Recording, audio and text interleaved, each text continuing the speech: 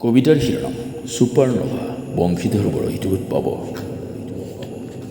স্বৰ্গীয় ডক্টৰ গুণেশ্বৰ চৌধুৰী ছাৰৰ সুৱৰ্ণত হাত মেলি দিছিল ৰাস্তাটোৱে, বুকুত খেলুৱৈ লৈ এন্ধাৰতে পৰি ৰৈছিল ৰাস্তাটোৱে।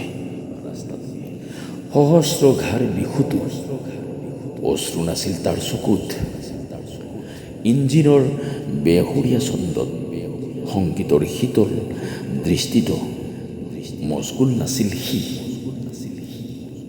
ইচ্ছা অনিচ্ছাৰ আৱেগ ভাঙি শিকাই থৈ যায় তাক ৰক্তক্ষয়ী যুদ্ধৰ সংলাপ দিন প্ৰতিদিন। এন্ধাৰ নামিছিল আৰু এন্ধাৰ খোকোলা কৰিব খোজা লাস্যময়ী কুঁৱলী, শীতৰ উমত নিচাত মগ্ন ৰাস্তা। সেই বাটেৰে মানুহজন আহিছিল প্ৰজ্ঞাজ্যোতিৰ আলিয়েদি, সংস্কৃতিৰ পথাৰত ভৰি থৈ অন্বেষণৰ সূত্ৰলৈ মানুহজন আহিছিল। মাতাল ৰাস্তাৰ দুহাত এন্ধাৰৰ সতে চিপি দিলে হাড়বোৰ। ছুপাৰ মাৰ্কেটৰ লাইটবোৰ অহৰহ জ্বলিছিল, বাজিছিল ঘনে ঘনে চিকিৎসালয়ৰ ইমাৰ্জেঞ্চি বেড। প্ৰশ্ন আৰু প্ৰশ্নত জ্বলিছিল সহস্ৰ চকু, ওঠত নিস্তব্ধতা, নীৰৱতা।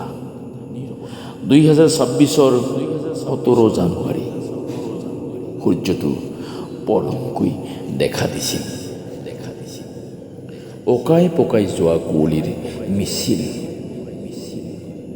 বিজ্ঞানৰ মহাসাগৰত শূন্য চেতনাৰে পৰি আছিল এটা বিজ্ঞান, এজোপা শিক্ষাৰ বটবৃক্ষ, সংস্কৃতিৰ এটা সোণৰ মুকুট।